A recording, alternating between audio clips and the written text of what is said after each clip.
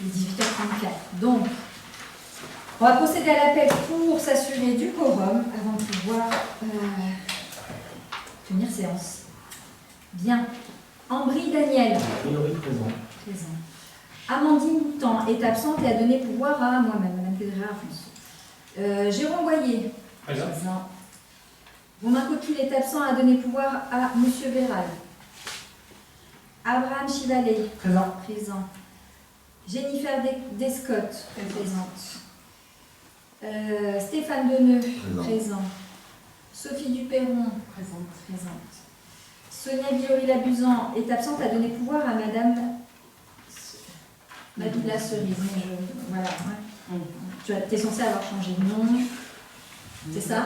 Normalement, c'est Chrétien Nabila. Voilà, c'est ça. C'est pour ça que je bug, hein. C'est pas que je sais plus comment ça s'appelle. On s'y perd. Margot Langlès est donc un peu en retard, mais elle a annoncé son retard, donc elle ne devrait pas tarder. Maxime Larondel, présent. Vanessa Leroy, présente. Mélanie Langet, présente. Céline Nabila Cerise, présente. Gaëtan Martin, présent. Rose Pedrera Afonso, présente. Jean-Michel Liseau, présent. Yves Véral, présent. Et enfin, Marius Verdun est absent et a donné pouvoir à Stéphane Deneux. Nous avons donc 15 conseillers municipaux présents, 4 conseillers excusés qui ont donné pouvoir. Le quorum est donc atteint et la séance peut donc se tenir. Il est 18h36. Je vous propose déjà de nommer une secrétaire de séance qui se dévoue. Merci. Ce sera donc Céline Nabila Cerise. On va procéder à la signature du procès-verbal de la dernière séance, si vous voulez bien.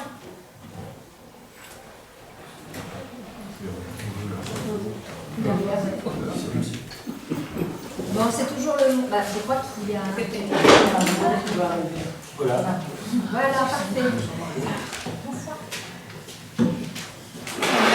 Comme à chaque fois, lors du conseil municipal, c'est toujours pour moi l'occasion de faire un petit point d'étape. Comme vous le savez, nous sommes en ce moment sur un moment important, mais c'est un moment à deux temps. Le temps d'installation du mandat, où les élus prennent le temps de construire leur gouvernance, et en parallèle, c'est un temps d'action très soutenu du côté de l'administration. Vous pouvez constater sur les affaires du jour que nous prenons, comme je viens de vous le dire, le temps de nous organiser. Nous avons commencé par définir les délégations en lien avec le programme et la charge de travail à répartir. Et c'est seulement à partir de maintenant que nous allons structurer notre manière de travailler. C'est un choix assumé parce que bien s'organiser aujourd'hui, c'est être bien sûr plus efficace demain. Du côté des services, par contre, l'activité est très dense. Rien ne s'est arrêté et beaucoup de choses avancent. Les agents sont pleinement mobilisés sur, bien sûr, l'exécution budgétaire qui est à l'heure. Les dossiers progressent, les marchés se lancent, les demandes de subventions sont faites. D'ailleurs, vous remarquerez sur les décisions municipales qu'il y a deux nouvelles demandes de subventions que nous sommes allés chercher auprès du département, qui étaient pourtant plutôt un peu frileux sur ce qu'il allait pouvoir faire en tant qu'aide, au niveau des aides pour les communes. Donc ce sont deux aides pour le projet de la place Sadi Carnot. En tant que maire en charge de l'organisation des services, je peux vous dire que nous sommes déjà dans l'action et même dans la préparation active des grands projets de mandat. Et bien sûr, c'est rendu possible grâce à la continuité. Le fait d'avoir été réélu nous permet de ne pas repartir à zéro. Nous poursuivons une dynamique engagée pour 2022, avec une meilleure maîtrise bien sûr, et surtout donc plus d'efficacité. Très concrètement, ça va se traduire par le lancement rapide des deux grandes études que l'on souhaite importantes et qui vont lancer le mandat. D'abord l'analyse des besoins sociaux qui est portée par le CCS et qui va nous permettre de mieux comprendre nos populations et d'adapter nos politiques publiques. Et ensuite le fameux plan de mobilité avec des enjeux importants sur la sécurité routière, la circulation et le partage des espaces publics. Ces deux grandes étapes ont un point commun, elles vont se nourrir de la participation de nos concitoyens. Oui, parce qu'en effet, nous avons demandé à nos prestataires une part importante sur la consultation à la population. Nous sommes convaincus que le participatif, c'est à la fois consulter le plus précocement possible, bien sûr, mais c'est surtout partager avec la population la connaissance, les données du territoire pour pouvoir bâtir un diagnostic partagé des enjeux et des solutions. Nous aurons donc besoin de l'implication des habitants dans les prochains mois et on va commencer à beaucoup relancer sur la mobilisation. Enfin, je veux souligner aussi justement tout le travail d'amorce qui est en cours du côté des élus. Vanessa qui a déjà lancé l'AMI, l'appel à manifestation d'intérêt auprès des food trucks, des viticulteurs et des associations pour planifier les garonnades. C'est toujours la même chose, il faut organiser la présence de chacun. Et puis très rapidement, tu vas te tourner vers vous tous pour travailler l'encadrement de la manifestation par les élus. Gaëtan travaille aussi déjà, évidemment il faut l'anticiper, le Festival Ondes de Garonne, parce que les artistes sont pris forcément à cette période, donc il fallait l'anticiper bien avant, et puis qu'il faut travailler ça aussi avec l'école, et donc là aussi ça se met en place. De son côté, Céline travaille aussi, s'est lancée sur bien sûr la prise de contact de l'école, mais surtout sur le planning des salles Brémontier et Colasson, un peu sur la même méthodologie finalement que les garonnades, c'est-à-dire d'abord on consulte les gens qui sont déjà en place, on voit comment ça se passe, on voit quelles sont leurs projections pour la rentrée, quelle place ils vont pouvoir prendre. Puis, si le planning n'est pas complet, il va falloir se poser la question, faire de la prospective. Et là encore, il y a une volonté de retourner vers la population, de peut-être imaginer un petit questionnaire via Intramuros pour gagner en réactivité, et puis pour être un peu à jour de ce qu'on attend comme activité autour de cette salle. Maxime est déjà sur les prospectives financières et les éventuels futurs nouveaux acteurs économiques qu'on est. Et puis, quant à Stéphane, il suit déjà les travaux qui sont entamés, voire presque terminés sur les rues du port d'Esconac et sur celle de la Barge. Donc, vous l'aurez compris, si le rythme politique peut sembler posé, en réalité, tout s'active déjà. Nous nous préparons pour être pleinement opérationnels très rapidement avec des groupes de travail qui seront ouverts bien sûr à tous les élus ici, mais aussi aux habitants qui souhaitent s'investir. C'est une méthode qui guidera ce nouveau mandat, la continuité, l'efficacité, mais surtout la participation renforcée. Voilà. On va passer maintenant au conseil municipal, au relevé des décisions municipales. Est-ce que vous avez des questions sur les décisions ? Pas spécialement, vous avez pris le temps de tout regarder. Donc, comme je vous disais, surtout les deux dernières lignes qui sont intéressantes, puisqu'on va essayer d'aller récupérer des subventions près du département. Pour le plan de déplacement, 13 600 € pourraient nous être alloués. Et puis pour la réhabilitation du bourg, on aurait aussi possibilité de bénéficier de 40 000 € de subventions du département. À savoir qu'à chaque fois qu'on commence à avancer sur ça, on a une bonne nouvelle et puis trois autres moins bonnes nouvelles, ou en tout cas trois autres embûches. Par exemple, là, on nous demande déjà l'accord de l'ADF, puis on nous dit que finalement, il faudrait aussi se renseigner auprès de la DRAC, puisque nous sommes sur ce périmètre-là. Donc, eh bien, après, c'est le directeur qui court et qui va chercher des documents à fournir à ses services, et surtout qui négocie leur réactivité, parce qu'on aurait besoin de leur retour très rapide, et ça c'est pas toujours gagné, surtout auprès des services de la DRAC. Donc voilà pourquoi. Alors j'aime bien utiliser l'image que vous m'avez proposée hier, Guillaume, c'est que finalement vous êtes en train de nous faire les courses, il est en train de faire la liste de courses, on va avoir tout ce qu'il faut pour pouvoir après nous préparer le repas, voilà. C'est mieux que l'allégorie, je trouve, du cheval, encore que, parce qu'il a décidé comme ça, pour essayer de nous faire comprendre la nomenclature agent et élu et comment fonctionne l'administration et comment fonctionnent les élus. En tout cas, voilà, on essaye vraiment là d'être opérationnel, en tout cas d'avoir toute la matière possible pour avancer très vite après. La première des choses, donc, c'était, comme je vous le disais, de prendre le temps de se poser la question par rapport au projet que nous avons établi, par rapport à la charge de travail qu'on a essayé un petit peu de décortiquer, comment on allait structurer cette gouvernance. Donc l'affaire numéro 1, c'est la mise à jour du nombre de postes d'adjoints, puisque nous avions décidé au moment de l'installation de ne pas tout de suite poser le nombre d'adjoints, mais de ne voter que pour le poste de premier adjoint qui est nécessaire et obligatoire lors de l'installation du conseil municipal. Donc la première affaire, c'est donc la proposition qui vous est faite d'ouvrir donc les 5 postes d'adjoints. Je vais tout de suite passer peut-être aux échanges, parce que vous l'avez compris, je pense que tout est indiqué sur la note de synthèse. Est-ce que vous avez des questions sur l'ouverture donc 5 postes d'adjoints? À savoir quand même que sur la structure de la gouvernance, il y a aussi un poste de délégué à la communication, mais ça ne fait pas partie des délibérations, ça ne se délibère pas, c'est le maire par arrêté qui donne une délégation à son conseiller municipal. Et nous donnons justement aussi le temps de voir si, quand toutes ces, notamment le plan de mobilité et d'autres travaux qui vont avoir lieu dans les prochains mois, on se donne encore le temps de se dire peut-être qu'il va y avoir besoin d'autres délégations, de mobiliser des conseillers municipaux de manière encore plus importante que ce qu'ils ont déjà à faire par ailleurs, et que donc on aura possibilité de proposer d'autres délégations si on voit que l'organisation le nécessite. Donc pour le moment, et parce que ça doit passer par le conseil municipal, ce qui nous est proposé, ce sont donc les 5 postes d'adjoints. Est-ce que vous avez des questions autour de ça? Je vais vous lire les propositions soumises au conseil municipal. Elles sont d'annuler et remplacer la délibération 2026 CM 002 du 20 mars 2026 portant création d'un seul poste d'adjoint par la présente délibération, qui est donc de créer 5 postes d'adjoints municipaux suivants. Donc le premier adjoint, alors on a choisi de mettre les délégations, ce qui est pareil, n'est pas forcément dans la délibération, mais que vous compreniez un peu ce que chaque adjoint portera. Le premier adjoint portera donc la cohésion, sera en charge de la cohésion, de l'animation et des solidarités. La cohésion, c'est plus autour justement des élus, du groupe élu, au sens très large. L'animation, c'est l'animation du village, et puis les solidarités, parce que c'est un lien direct avec le CCAS. Deuxième adjoint en charge de la stratégie financière et de l'attractivité économique. Le troisième adjoint en charge de l'éducation, de la jeunesse et de la citoyenneté.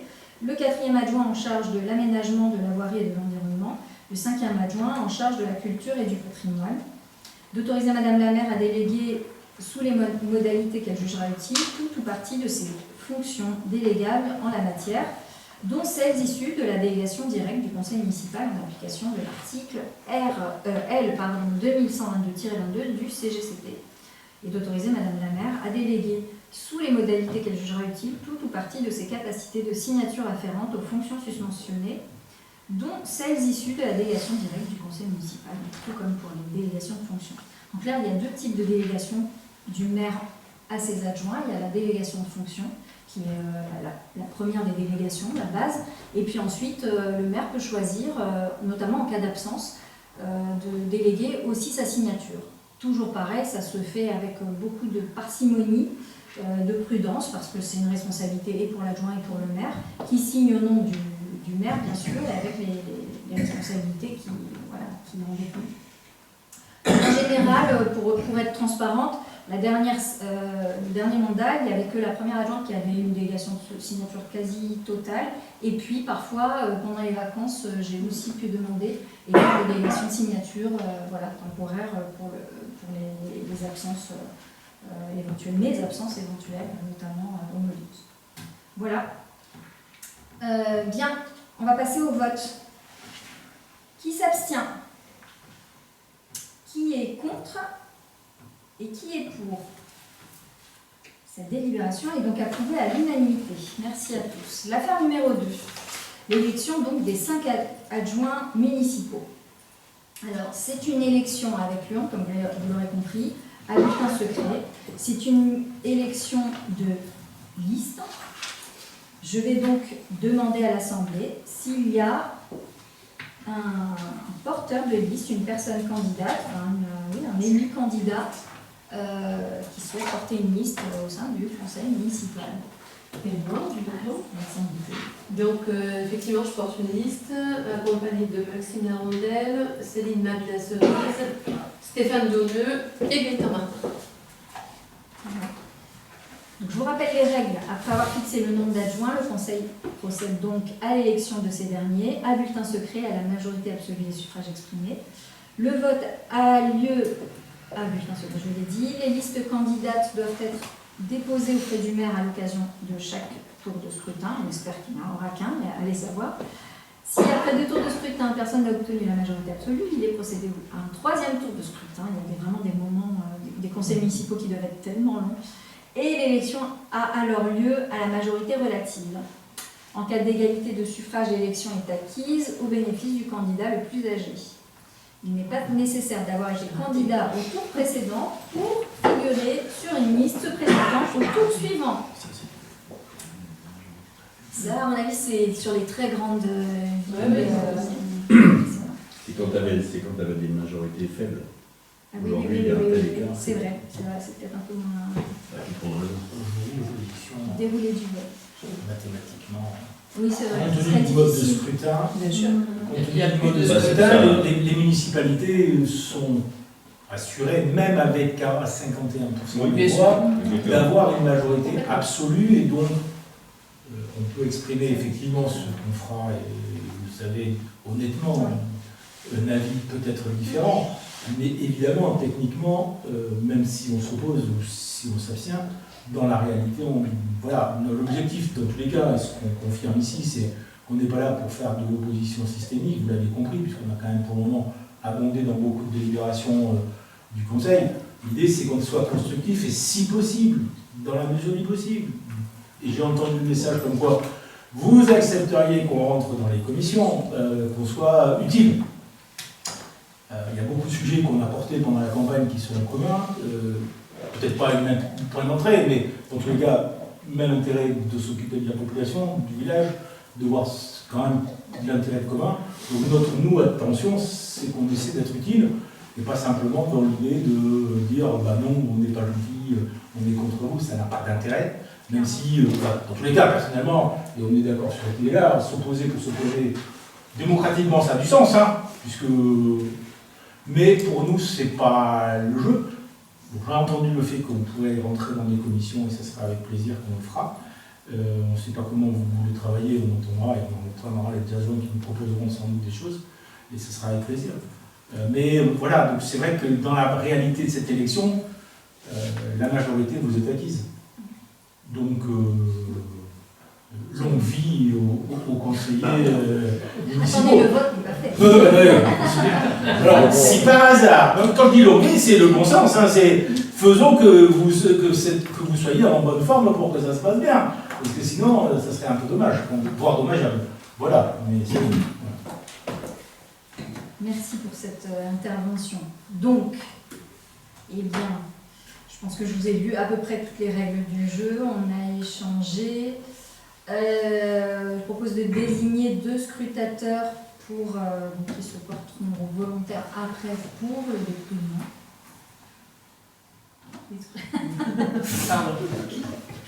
Scrutateurs qui seraient donc M. Chevalier et Mme la Cerise.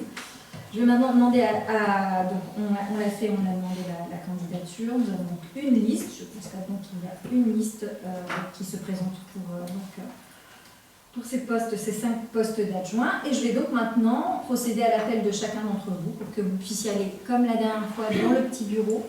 Vous verrez, il y a des enveloppes. Un bulletin pré-rempli pour gagner du temps, parce que sinon il faut écrire les 5 noms. Et sinon un bulletin blanc, bien sûr, pour respecter le vote blanc, ou si voilà, on a envie aussi d'y mettre autre chose. Ça marche aussi. Bon, c'est pas comme les élections municipales, je pense que le message, si on fait un petit message, c'est plus facile de savoir qui l'a écrit. Mon petit message d'ailleurs, c'est que celui qui a écrit un poème sur le bulletin de vote, c'est très gentil, il est nul, du coup ce bulletin de vote, je repense à l'élection municipale, ça m'avait fait beaucoup rire. Voilà, et ça n'a pas compté. François Fillon. Mais... ah oui, c'est vrai, il y a aussi François Fillon. Donc, bon voilà, c'était sympathique ceci dit. Bien. Allez, je procède à l'appel des conseillers municipaux. Ambry Daniel.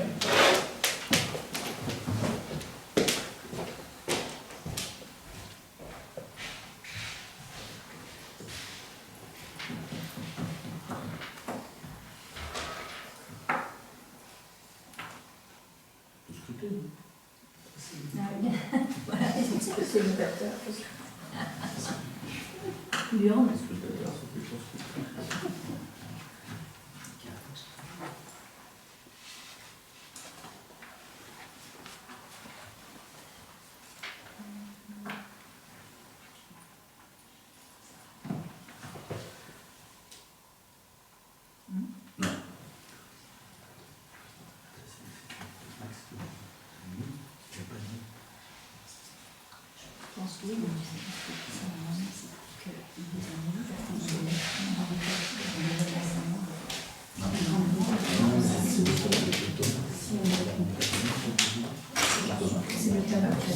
À voter. Amandine Bouton. C'est moi qui ai voté. C'est moi qui ai voté.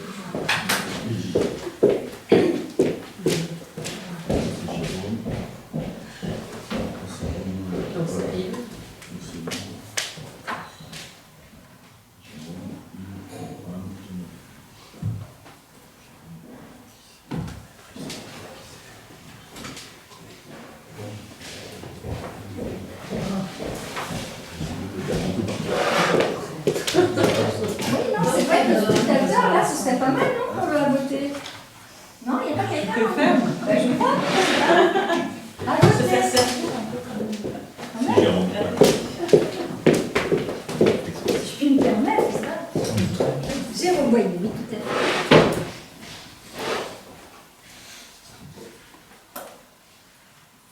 Super. Allez.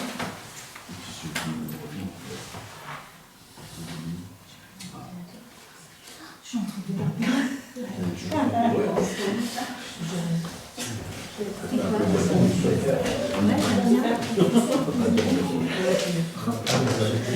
Eh bien, Romain Coquille, c'est donc qui mérite la beauté.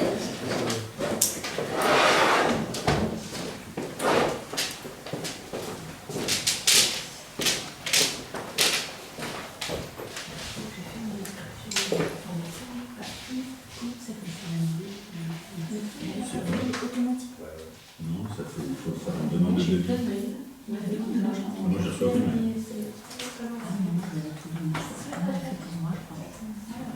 Et au début, je voyais bien la formation de ça. Ah bah oui, mais il faut le faire. J'ai envoyé un jeudi à la formation d'accord. Et la formation première, je vois plus d'informations de la journée. Surtout quand je suis sur la formation, c'est tout le village qui a fait ça.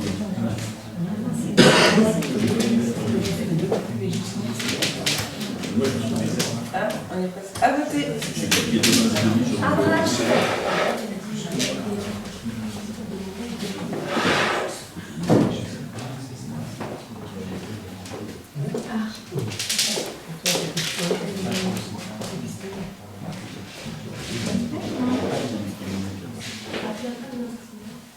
C'est vachement pratique. Ouais, c'était bien énervant à mettre en place, mais finalement, c'est très bien.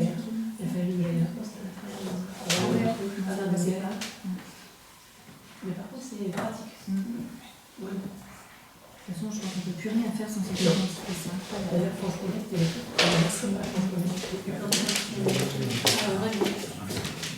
Jennifer, à voter. Il y a des choses, des choses.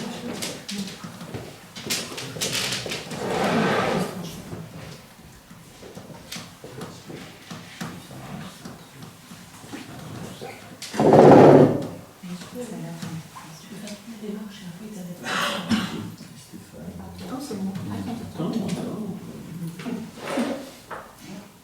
Vous allez mettre un rythme, quoi.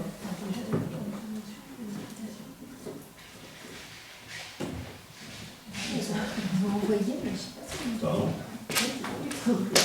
Non? À voter. Non. On l'a pas vu? Non? Bon.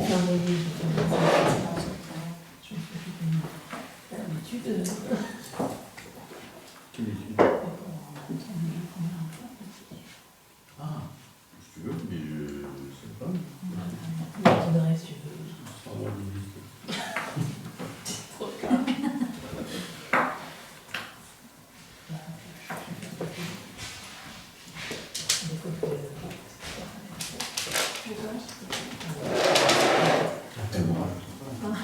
À voter. Sophie Dupéron. Merci Sophie de suivre. Qui va voter pour ce nom déjà? C'est moi. Depuis un autre. Qui est la déduction à hauteur de 1500 machin. C'est une fois par mois. C'est une fois par mois.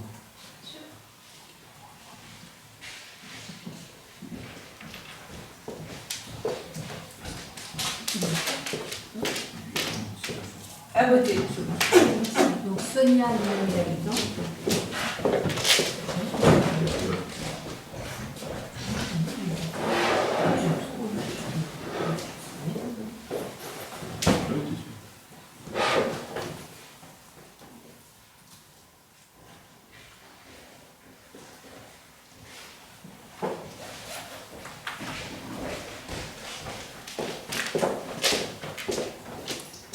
À voter. Margot Langlais.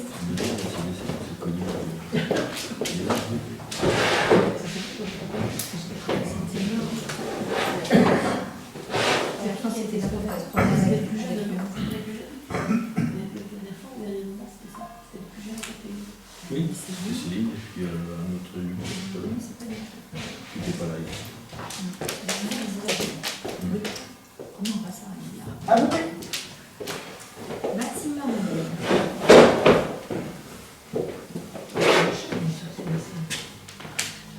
Ce matin, j'ai fait ce samedi, j'ai fait aussi. C'est très bizarre.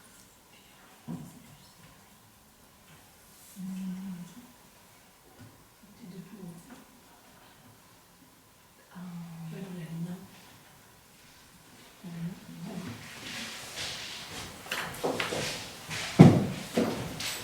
Là, c'est le roi. À voter.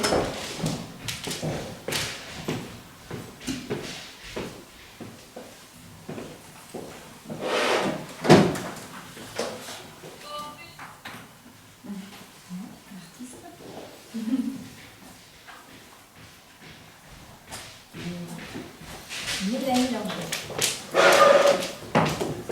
À voter.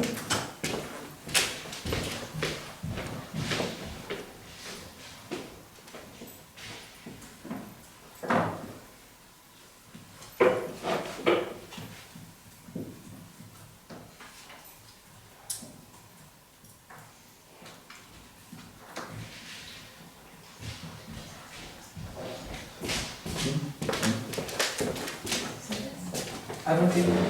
Céline Tabila-Solis.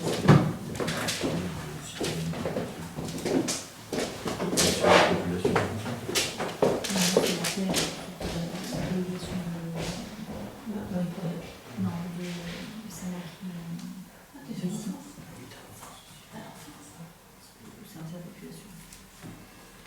Occuper les schools. Occuper les schools. À voter.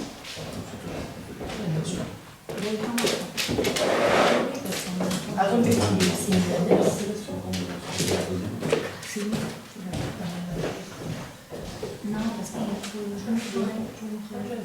je crois que c'est l'infrastructure, les infrastructures. On est un peu tout disséché. Les infrastructures ont plus de sens. Oui, tout à fait. Ça doit faire une bonne commission. Oui. Elles sont Et ensuite, ce sera Jean-Michel qui reste là. À voter. Tout le monde était toujours Marigot. parti.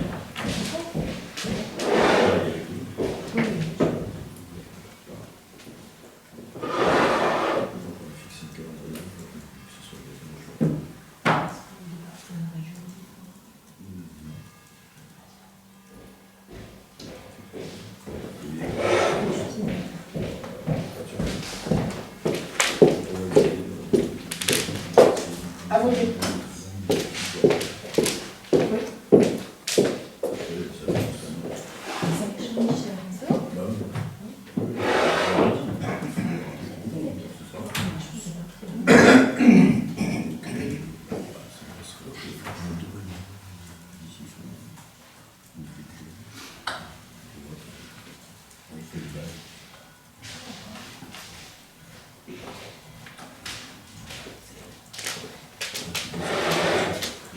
À voter. Bien. Yves Véral.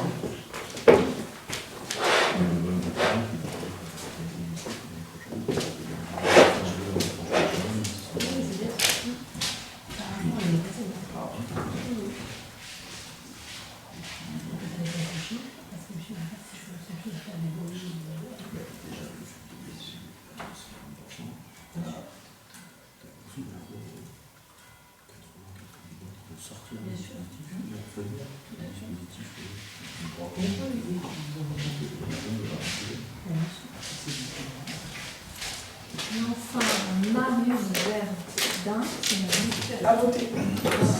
Stéphane.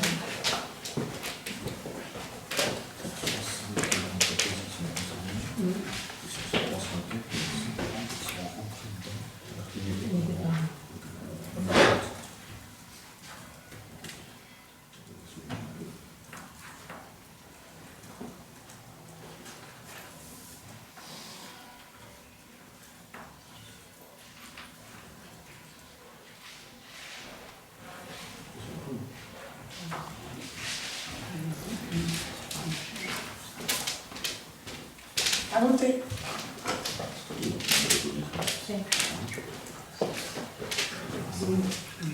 Bien.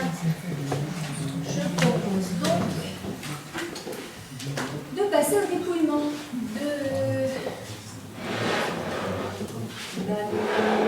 comment on fait là? Qui va dépouiller? Vous bâtonnez? Oui. C'est vous qui avez nommé, C'est moi qui vais annoncer Et annoncer. et bâtonner. Allez, ça va.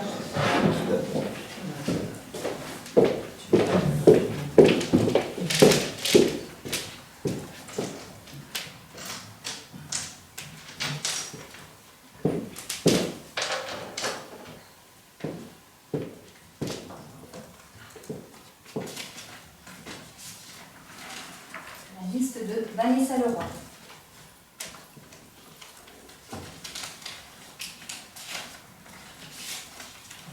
Vanessa Leroy.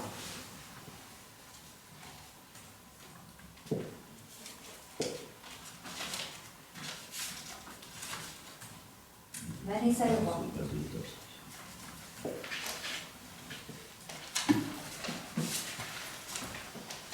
Vanessa Leroy.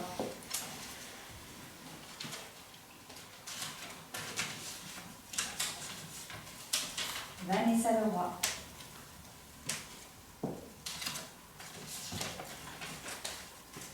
Vanessa Leroy.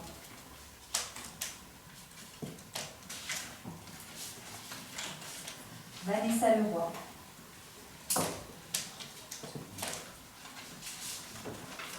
Blanc.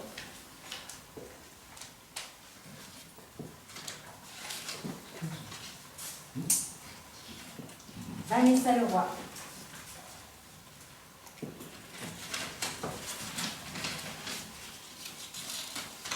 Blanc.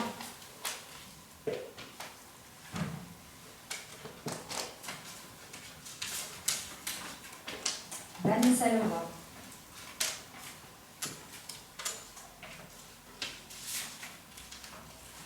Vanessa Leroy.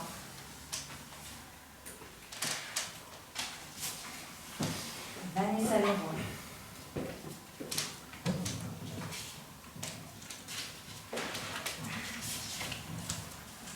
Vanessa Leroy.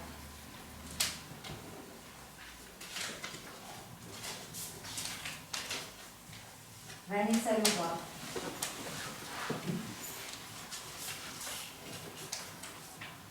Vanessa Leroy.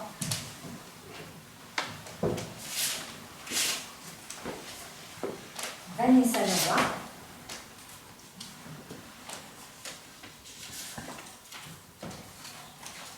Vanessa Leroy.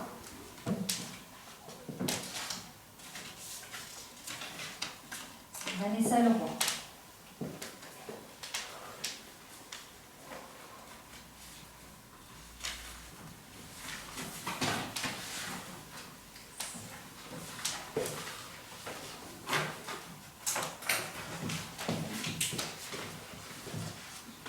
Est-ce que vous pouvez m'annoncer Non.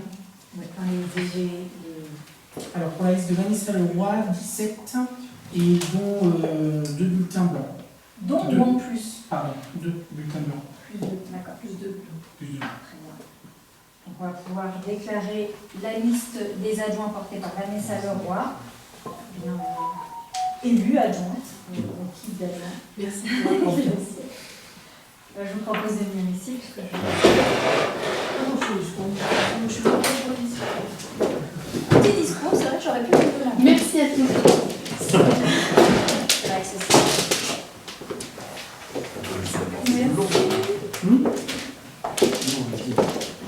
Attention, je vais valider les chats. Dans le sens. Non, attends, je te l'ai pas mis dans le bon sens. Non, pardon. C'est l'épaule droite. Oui. Vous passez directement parlementaire, c'est normal. C'est pour le On prochain- sait pas le. c'est pour le prochain mandat. Pour le droit de Ouais, vote. Et maintenant, il faut.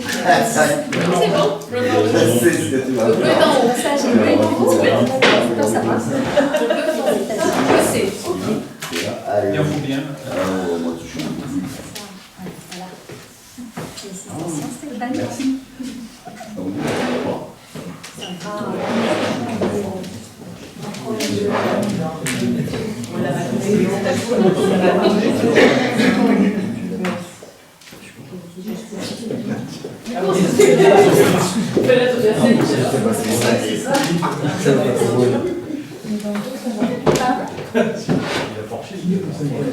Elle l'a dit, mais ça c'est Gaëtan.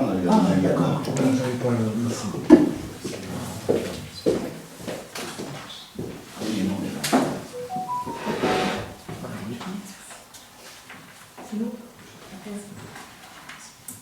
Bien. Je me disais que c'est bon, on a proclamé les résultats. On passe à l'affaire suivante. L'affaire numéro 3, c'est donc la détermination des indemnités des élus. Le règlement, c'est donc celui de l'article L 2123-17 du CGCT qui dispose que les fonctions de maire, d'adjoint et de conseiller municipal sont gratuites. Toutefois, afin de compenser les pertes de revenus induites par l'exercice des fonctions municipales, le législateur a prévu un régime d'indemnité de fonction défini aux articles L 2123-20 à L 2123-24-1 du CGCT. L'article L 2123-20-1 du CGCT précise que lorsque le conseil municipal est renouvelé, les indemnités de ses membres, à l'exception de l'indemnité du maire, sont fixées par délibération. Cette délibération intervient dans les 3 mois suivant l'installation.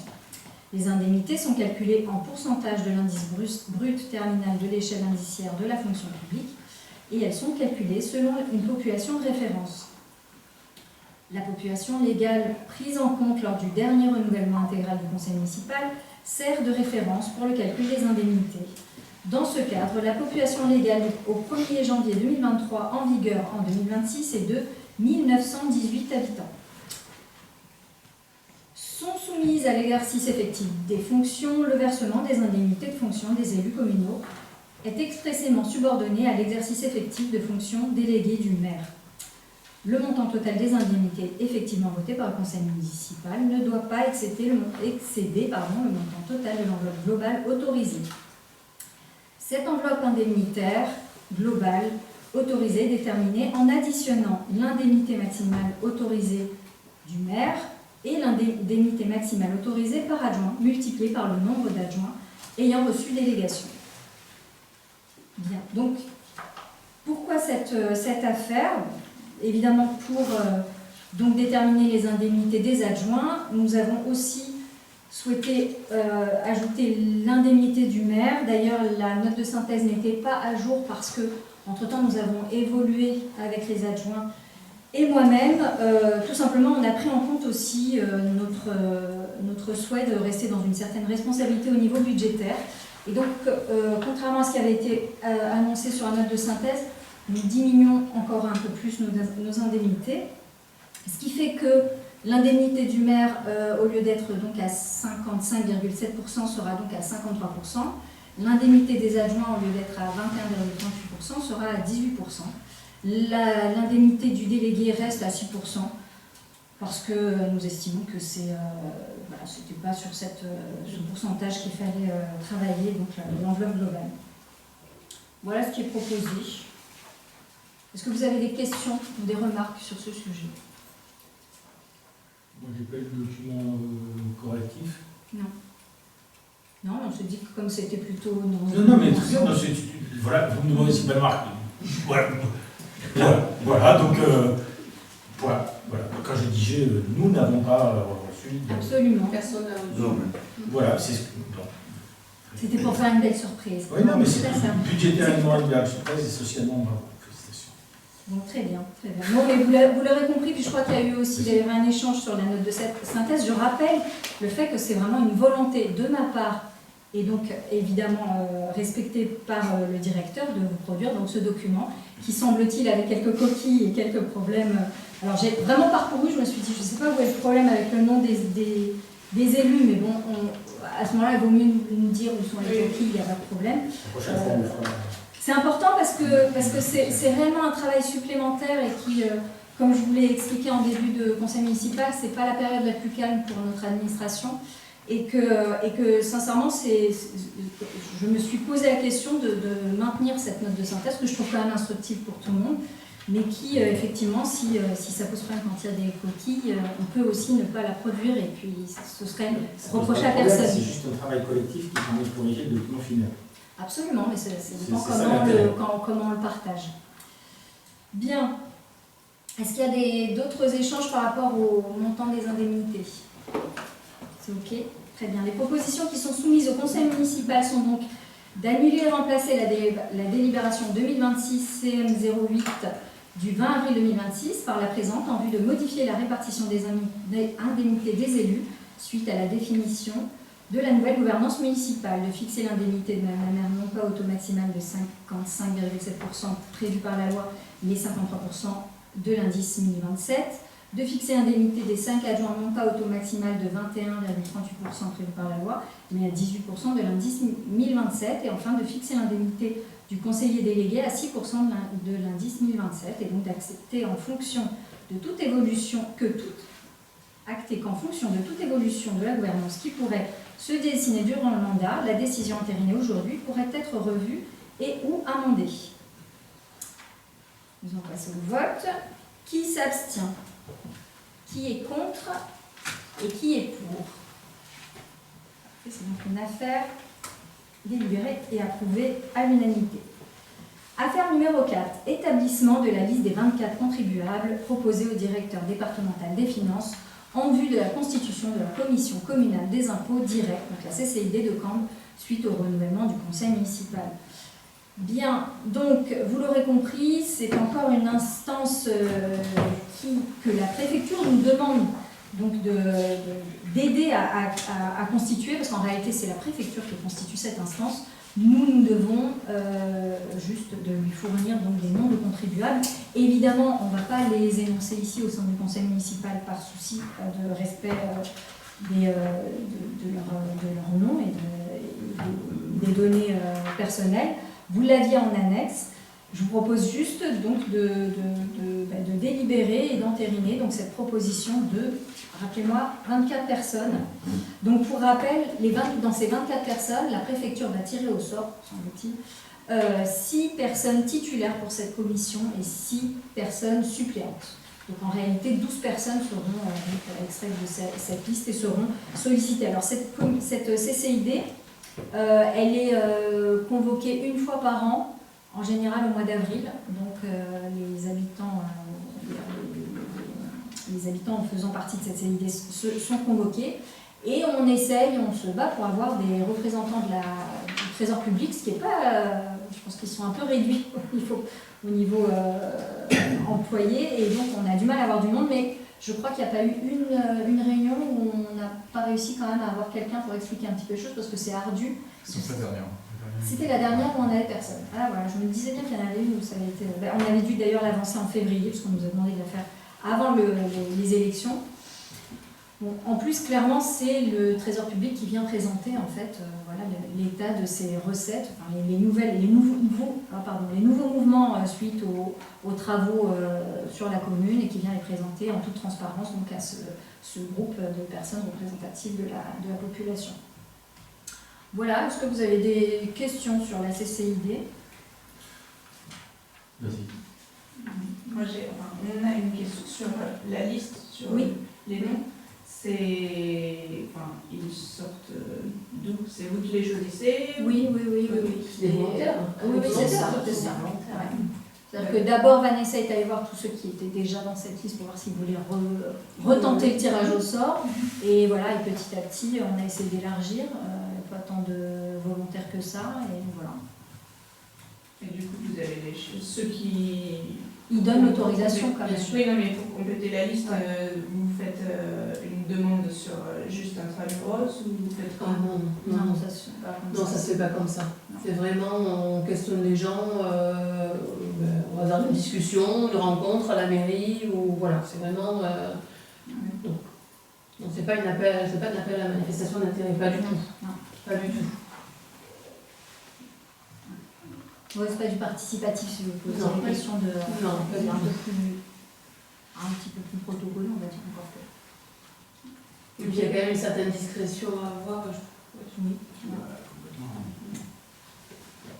Il y avait une autre question, non? Vous avez posé la même question. C'était la même question de qui, pourquoi, quand, comment. Oui, Voilà. Voilà, sur quels critères.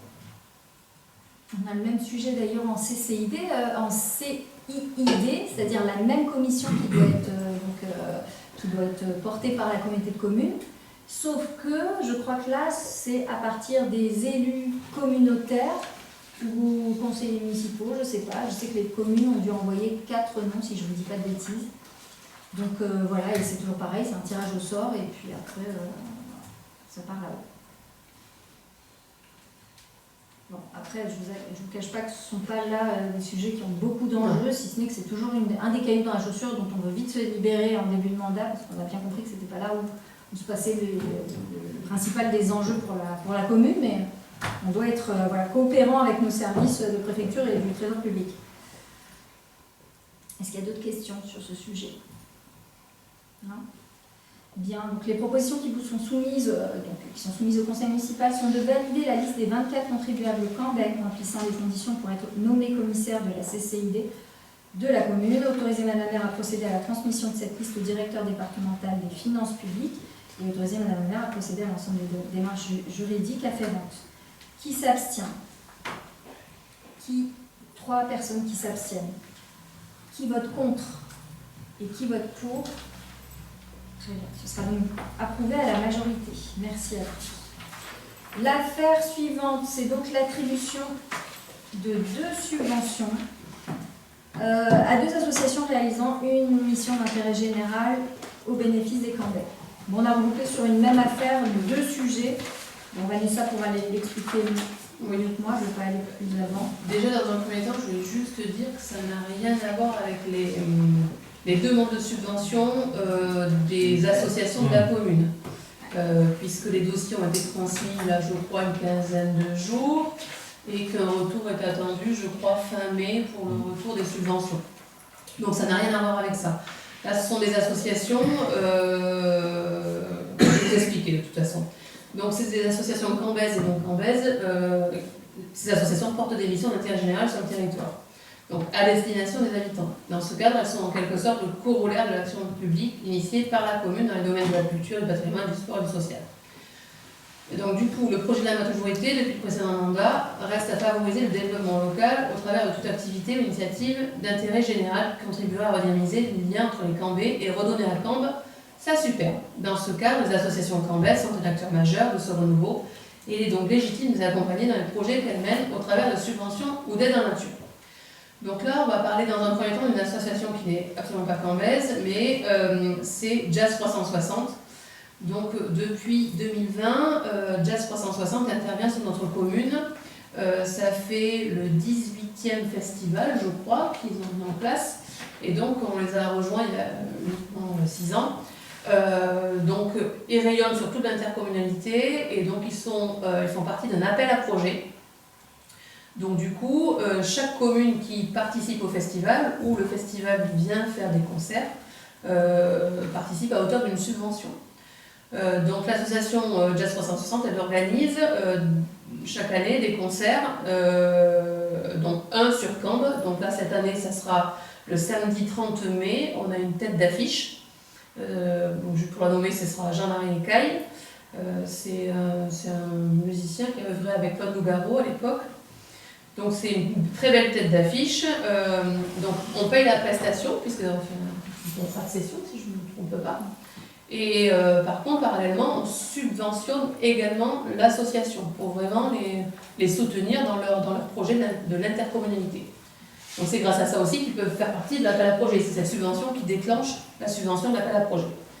Donc du coup, l'association Jazz 360, pour rappel, elle n'œuvre pas dans toutes les communes et intercommunalités. Elle œuvre à Sénac, puisqu'elle est sénacaise, cette association. Elle œuvre à Camblane, Quinsac, La Traîne, Saint-Capré, Langorin et Cambre. Donc dans le cadre de la manifestation, l'association sollicite chaque commune à hauteur de 750 €, mis à part Sénac, puisque c'est une association sénacaise et que Sénac donne plus. Donc du coup, cette subvention, elle sert vraiment à prendre en charge, à mutualiser les frais communs de communication, de régie technique et de location de matériel. puisque tout ça c'est à part, puisque c'est sur 2 week-ends. Et donc du coup, tout est loué en même temps, et donc c'est vraiment, tous ces frais-là sont mutualisés. Il y a des concerts qui sont payants et des concerts qui sont gratuits. Donc concrètement, c'est vraiment pour mutualiser tous ces frais. Donc ça, c'est la première. La deuxième, elle est un peu plus technique, et donc là, c'est une subvention sur une association, alors qui n'est pas cambaise, mais qui œuvre chaque semaine, même sur plusieurs créneaux de la semaine. Donc c'est le dojo Tomodachi. Donc en 2023, le conseil municipal a engagé la commune dans le projet des 1001 dojos. Alors pour rappel, en fait, dans ce projet, c'était la Fédération française de judo qui proposait à certaines communes une convention en vue de contribuer financièrement à l'élaboration d'un dojo solidaire au sein d'une salle communale à proximité directe d'une école.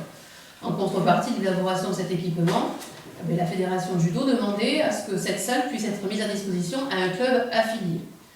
Donc la commune de Cambes avait cette association qui œuvrait sur la commune. C'est eux d'ailleurs qui ont été moteurs de la subvention. Donc c'est volontiers qu'on a pu bénéficier d'une belle subvention, on va dire, de l'État. Donc c'est le judo club Jeune Confédération Tomodachi qui occupe depuis la salle de Montier avec succès dans le cadre des cours de judo aux enfants cambais. Et pas que en français, ils font aussi. Ils font adultes aussi. Alors, je ne savais plus.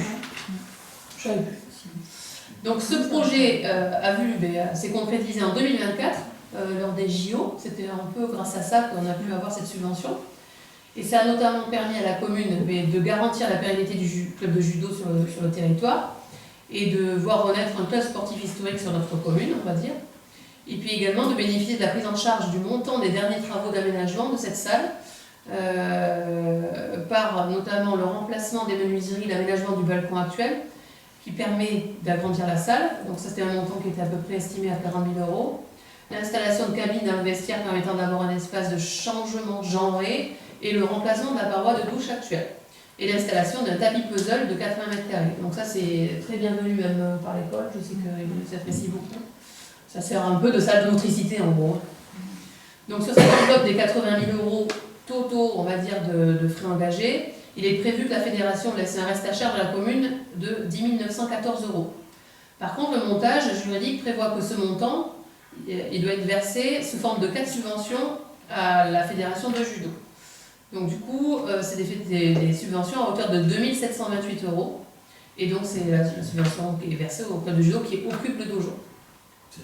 C'est annuel. Donc la première subvention a été attribuée en 2025. Et donc du coup, là, c'est la deuxième subvention. Il y en aura encore 2 autres.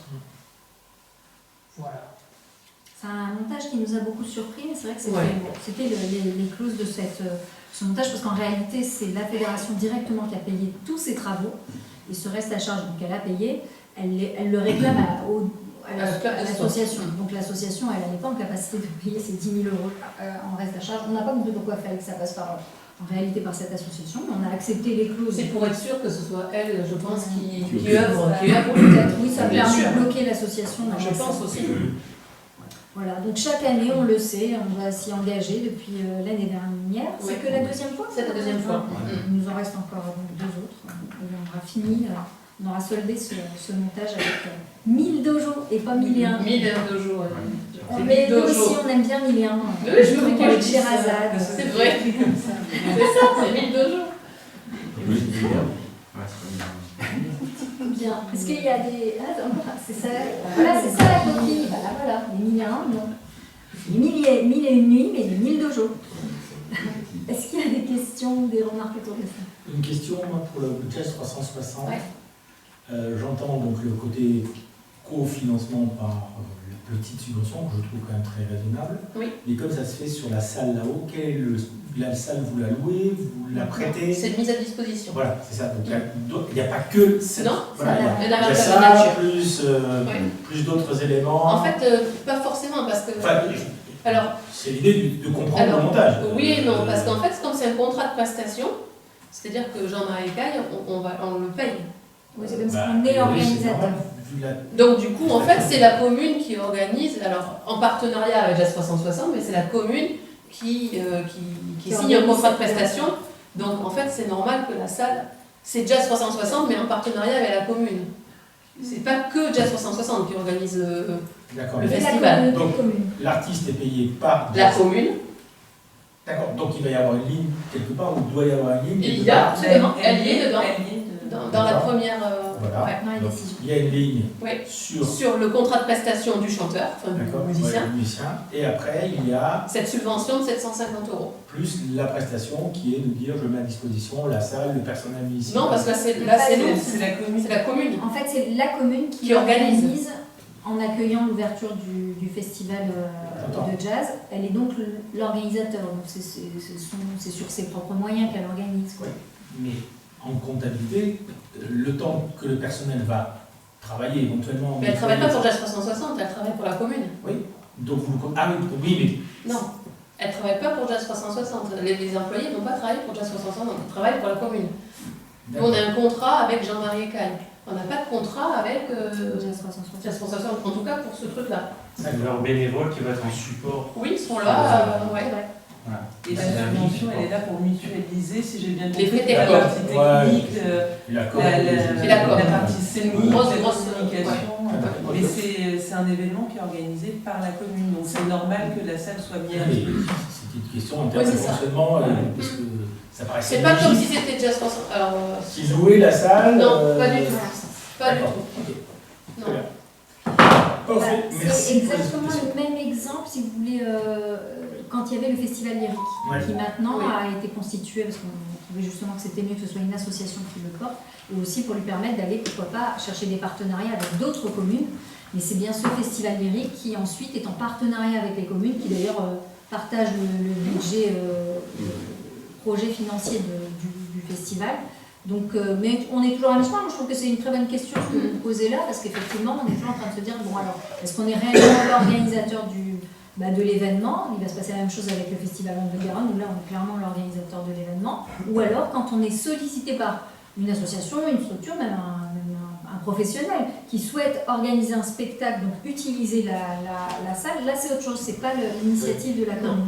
C'est vraiment, et on le fait aussi, hein, on peut mettre en location, on peut louer, ça fait partie d'ailleurs de la fondation de la salle, un prestataire, une association veut faire une... Je crois qu'entre deux rêves, ils nous avaient, je me souviens plus qui nous avait demandé la L'heure salle bleue. comme ça. Ah oui, non, c'était l'heure bleue, exact. Vous avez fait un concert un soir. Ouais, c'est ça. À partir du moment où c'est payant et où c'est, que ce soit une association ou un privé, mais à partir du moment où ils ont besoin de la salle pour organiser un spectacle qui vont en plus rendre payant, c'est possible. Nous, on n'est fermé à rien, c'est juste qu'elle est, du coup, elle est louée comme n'importe quel prestataire, quoi. Parfait, merci pour ces précisions. Bien.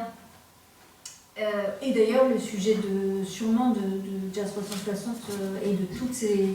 En fait, Jazz 360, c'est donc cet appel à projet de la communauté de communes. Sauf que là, la communauté de communes est en mutation aussi sur ce sujet-là. Il va y avoir peut-être des appels à projets, mais ils vont être un peu plus globaux.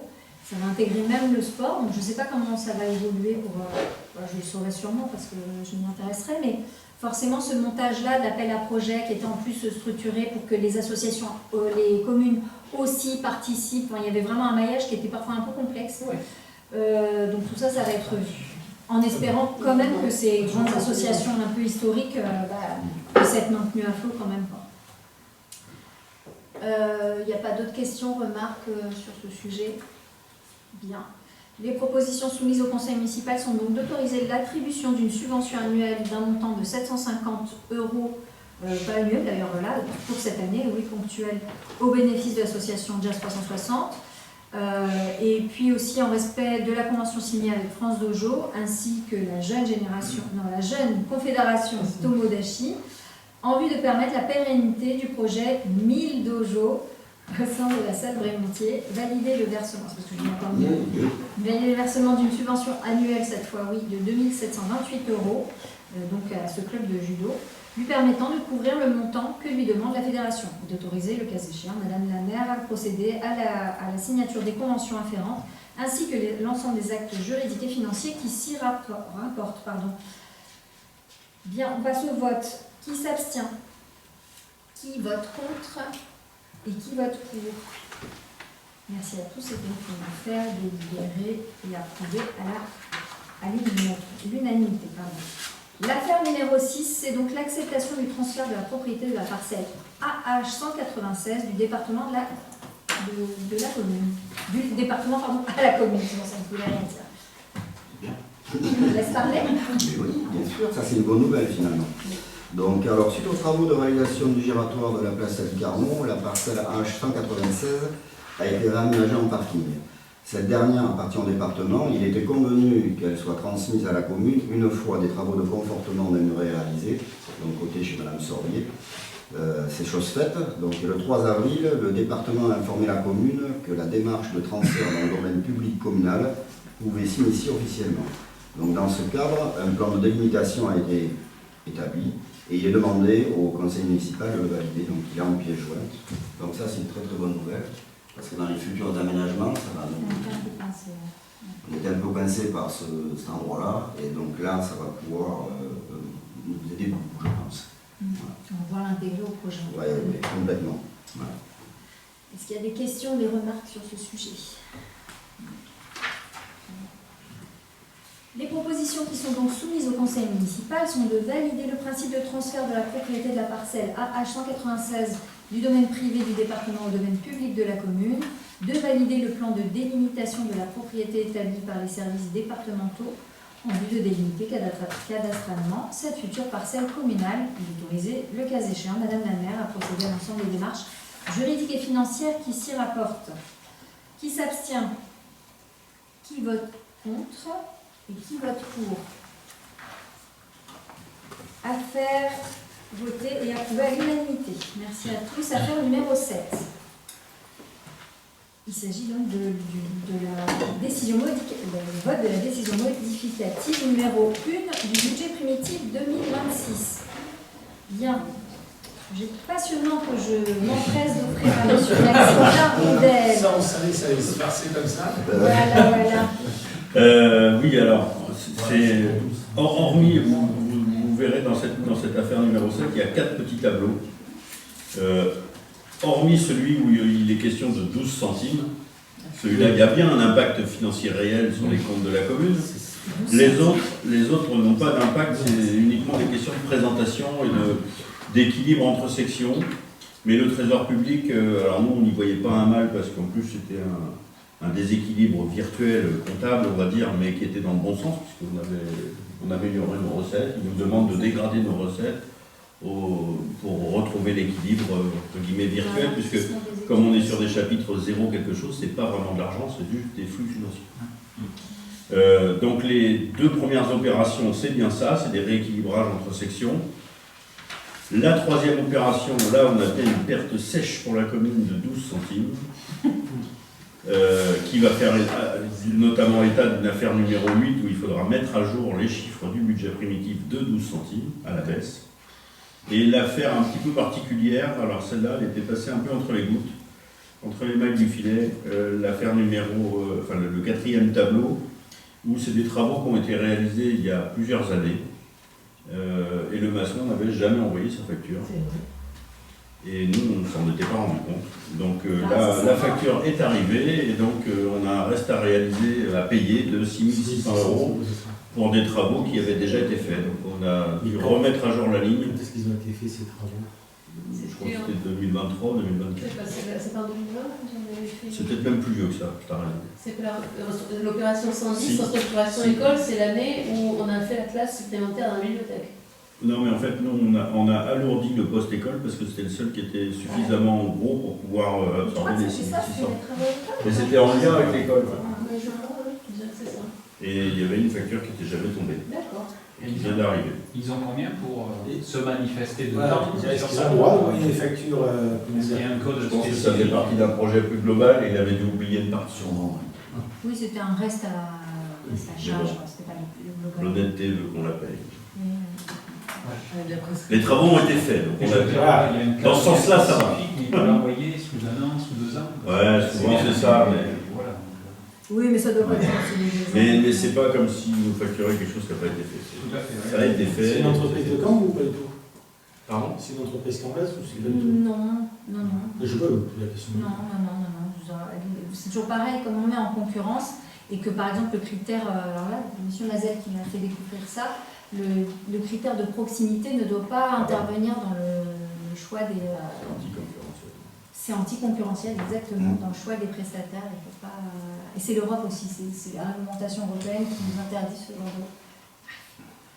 Bon, dans la réalité, souvent les plus avantageux au niveau de vie sont souvent les plus proches, parce que tout simplement, il n'y a pas de transport. Exactement. Et de plus en plus, à mon avis, vu le coût de l'énergie, c'est du bon sens. Ils vont être de plus en plus intéressants quand ils seront très proches. Mais ouais. Ils sont jamais, ils sont quand même de la région, hein. Ils sont pas non plus sur le coin. L'idée de tout ça, c'est de mettre à jour les documents comptables, entre guillemets. Donc ça fait 6600,12 centimes qui passent dans l'enveloppe. C'est ça. Dans le trou. Enfin, un truc qui n'existe pas, parce que vous avez dit c'est une gestion simple. Absolument. Et les 12 centimes, il me semble bien qu'on les avait déjà Et on avait libérés déjà les libérés l'année dernière. Et ça n'avait pas été fait en compte. On recommence cette C'est fou ça. Oui, il me semble qu'on en avait déjà parlé. Ah oui, c'est le CFU qui nous a un peu tout. Non, mais C'est sûr qu'on en a parlé lors de la. C'était avant les élections, c'était en décembre. Je suis sûr qu'on en a parlé de cette délibération. Le problème, d'ailleurs, je crois que je vous ai transféré, on a eu un énorme bug. Ce changement de matrice, on parle tous du CFU, du compte financier unique. Il y a eu un bug national qui d'ailleurs a fait que ça a été débattu au Sénat ou à l'Assemblée, parce que c'est un vrai problème. C'est-à-dire qu'on a été, heureusement que le vote des budgets a pu se faire un peu avant les élections, voire après, pour notre cas d'ailleurs, et qu'on ne souhaitait pas vraiment voter nos budgets avant, parce qu'il y a beaucoup de communes qui n'ont pas pu le faire, parce qu'il y a eu un bug national et il n'y a pas une solution de remplacement, parce que tout simplement tout est géré par des entreprises privées en plus, c'est ça, c'est Berger-Leroux en fait, c'est ça. Pas que, voilà. En tout cas, à force de tout déléguer au privé, on se retrouve avec des bugs. Et ce changement de matrice a créé des complications et sûrement des transferts de données qui n'étaient pas typiquement. Des mises à jour non faites. Voilà. Et en plus, pendant, je ne sais plus, c'était janvier, février, peut-être mars, c'était impossible. Donc il y avait des gens qui sont, des communes qui sont arrachées les cheveux parce que impossible de passer à l'exécution budgétaire, etc. Et travail avec le trésor public. Déjà passé Donc effectivement, il y a 12 centimes de régule et 6600 le reste à réaliser à payer. Enfin, le reste à payer. Sur des travaux réalisés. D'autres questions sur ces mouvements budgétaires? Bien, les propositions soumises au conseil municipal sont donc de valider les mouvements budgétaires précédemment exposés, de constater l'équilibre du budget, toutes sections confondues, d'autoriser Madame la maire à procéder à l'ensemble des démarches juridiques et financières afférentes. Qui s'abstient? Qui est contre? Et qui est pour? Très bien, c'est donc approuvé à l'unanimité. Merci à tous. On passe à l'affaire numéro 8, qui est la conséquence de l'affaire numéro 7, la mise à jour de la délibération d'affectation des résultats modifiés de 12 centimes suite à la décision modificative numéro 1 du budget primitif 2026. Ben voilà, tout est dit. Peut-être vous faire grâce de la lecture de tous les chiffres. Vous avez l'ensemble des chiffres qui ont été votés dans le budget primitif 2026 et vous verrez qu'on aura un résultat différent de 12 centimes. Est-ce que vous avez des questions? Non. Bien, les propositions soumises au conseil municipal sont d'annuler et remplacer la délibération 2026 CM13 du 30 mars 2026 d'affectation des résultats en vue de tenir compte de la mise à jour nécessaire du 1068 acté précédemment par la décision modificative du budget. Le public s'impatiente, pardon. Affecter au budget primitif 2026 les résultats mis à jour de 12 centimes des sections fonctionnement et investissement tels que répertoriés ci-avant. Autoriser Madame la maire à procéder à l'ensemble des démarches juridiques et financières afférentes. Qui s'abstient? Qui vote contre?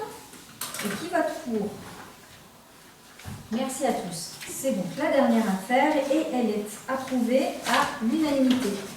Nous allons pouvoir clore ce conseil municipal. Il est 19h44. On va pouvoir aussi échanger avec le public ou le public venu nombreux.